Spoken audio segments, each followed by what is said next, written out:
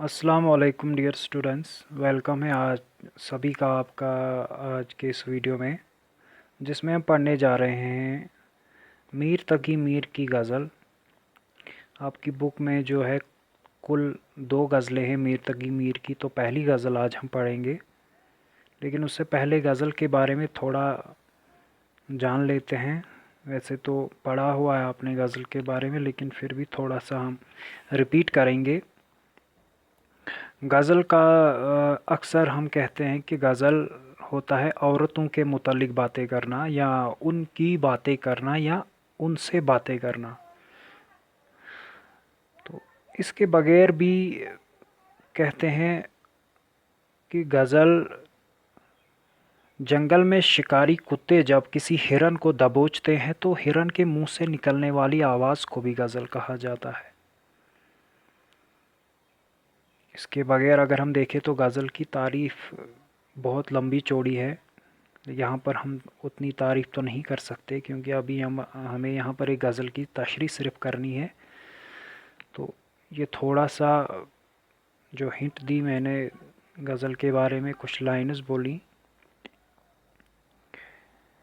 तो इसके बगैर गज़ल की अगर हम अशार की तादाद देखें तो कम से कम 5 होती है और ज़्यादा से ज़्यादा 15 की होती है।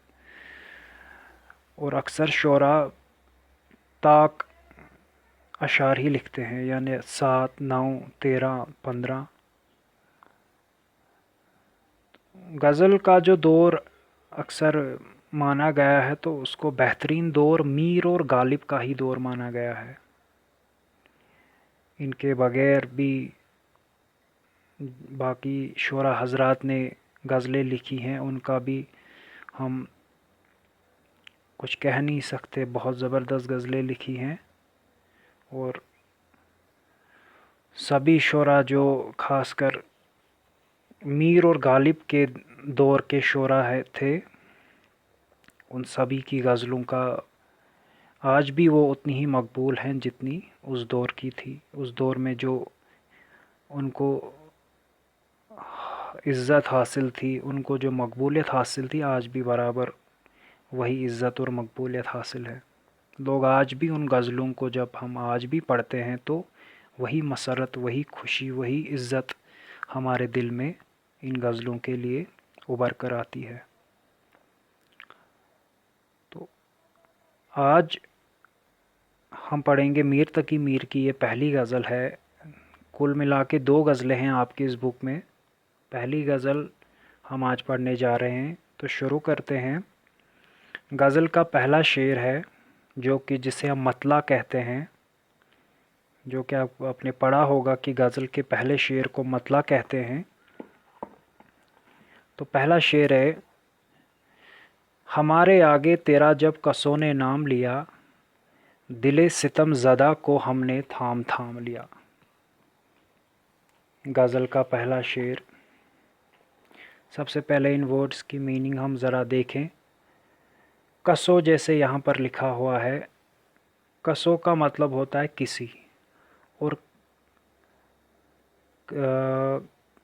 इसके बगैर इसमें ऐसा कोई वर्ड नहीं है जो मुश्किल है, बाकी आसान ही है। तो पहला शेर, हमारे आगे तेरा जब कसों ने नाम लिया, दिले सितम ज़दा को हमने थाम थाम लिया।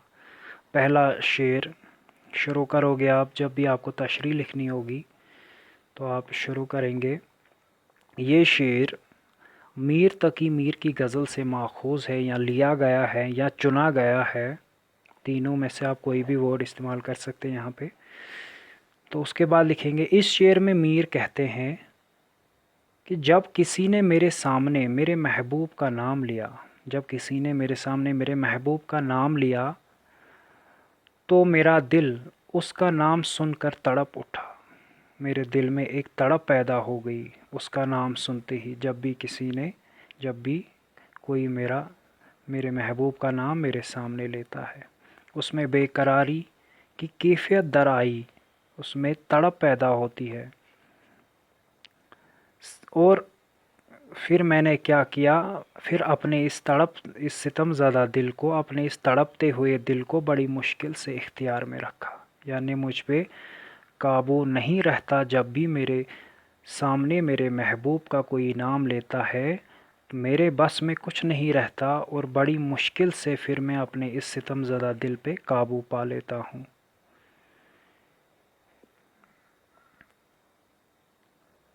اس کے بعد دوسرا شعر ہے، وہ کجروش نہ ملا راستی میں مجھ سے کبو، نہ سیدھی طرح ان نے میرا سلام لیا۔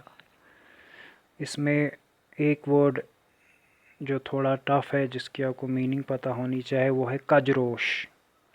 کجروش ہوتا ہے ٹیڑھی راہ چلنے والا، مطلب شاطر دماغ، یا بے وفا بھی کہہ سکتے ہیں ہم یہاں پر۔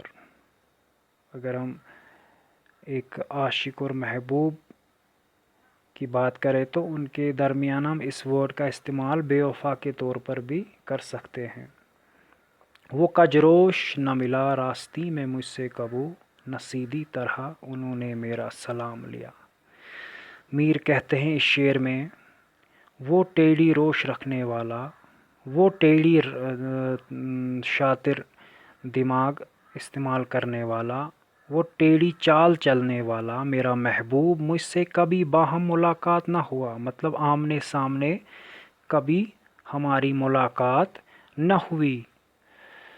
اس نے مجھ سے ملنے کی سعی کی نہ، اور نہ ہی مجھ سے ملنے کی صحیح کی۔ سعی مطلب کوشش ہوتا ہے، نہ اس نے مجھ سے ملنے کی کوشش کی، اور نہ ہی کبھی اس نے مجھ سے سیدھی طرح گفتگو کی، نہ مجھ سے کبھی، مطلب کنورسیشن جسے ہم کہتے ہیں، نہ میرے محبوب نے مجھ سے کبھی سیدھے منہ مجھ سے بات کی۔ میرا محبوب اس طرح ٹیڑھا مزاج ہے کہ نہ وہ ملنے کی کوشش کرتا ہے اور نہ ہی میری خبر رکھتا ہے۔ اگر انجانے میں کہیں مل بھی جائے تو نظریں چرا کر نکل جاتا ہے۔ یہ شعر میں شاعر کیا کہتا ہے؟ کہتا ہے کہ میرا جو ٹیڑھا مزاج والا یہ محبوب ہے وہ کیا کرتا ہے، پہلے تو کبھی مجھ سے ملنے تو آتا نہیں، کبھی ملتا نہیں مجھ سے۔ اس کے بعد اگر غلطی سے راستے میں ہم کبھی مل بھی جاتے ہیں، تو کیا کرتا ہے، وہ اپنی نظریں پھیر لیتا ہے مجھ سے۔ اور گفتگو کی تو بات ہی نہیں ہے، بلکہ اگر اس کی نظر غلطی سے بھی میری طرح پڑتی ہے تو وہ اپنی نظریں پھیر لیتا ہے مجھ سے۔ یہ میر کہتا ہے اپنے محبوب کے لیے۔ تیسرا شعر ہے،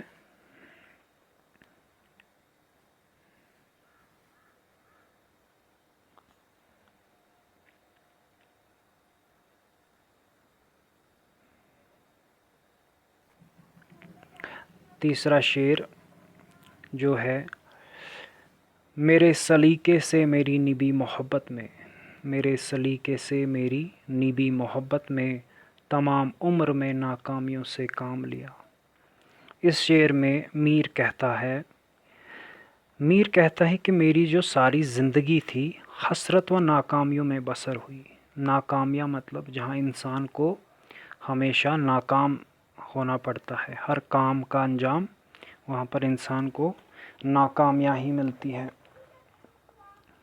تو میر یہاں پر کہتا ہے، ناکامیاں ہی مجھے ہمیشہ حاصل ہوئی، ہمیشہ ناکامی میرا مقدر بن گئی، لیکن میں ان سے بے دل نہ ہوا، لیکن میں نے دل کبھی چھوٹا نہ کیا۔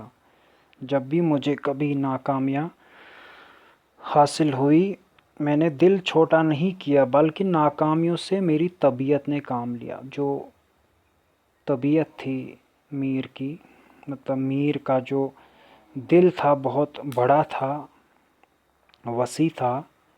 اکثر جب بھی اسے ناکامیاں درپیش آتی تو وہ اپنی طبیعت سے اس کا سامنا کرتا تھا۔ میر کہتا ہے، میں ناکامیوں سے انحراف کرنے کے بجائے، یعنی محروم ہونے کے بجائے ان سے کام لیتا رہا، ناکامیوں سے محروم ہونے کے بجائے وہ ناکامیوں سے کام لیتا رہا۔ کس طرح؟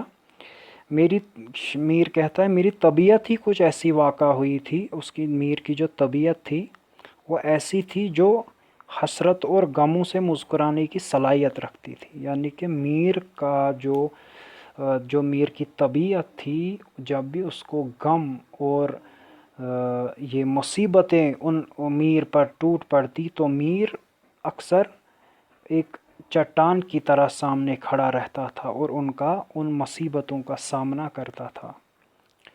میر کہتا ہے یعنی میری محبت کرنے کے سلیقے نے مجھے ہر وقت ناکام رکھا اور مجھے قدم بہ قدم ناکامیوں، نا امیدیوں اور مایوسیوں کا سامنا کرنا پڑا، لیکن اس سب کے باوجود بھی میر آگے سے ڈٹا رہا، ان سب کا مقابلہ کیا۔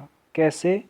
اس کی طبیعت کی وجہ سے، کیونکہ میر کی طبیعت ہی ایسی تھی کہ اس نے جو بھی محرومیاں، ناکامیاں، نا امیدیاں اس کو درپیش آئی، میر نے ان کا سامنا کر لیا۔ آخری شعر، پہلا شعر جسے ہم مطلع کہتے ہیں، آخری شعر جس میں شاعر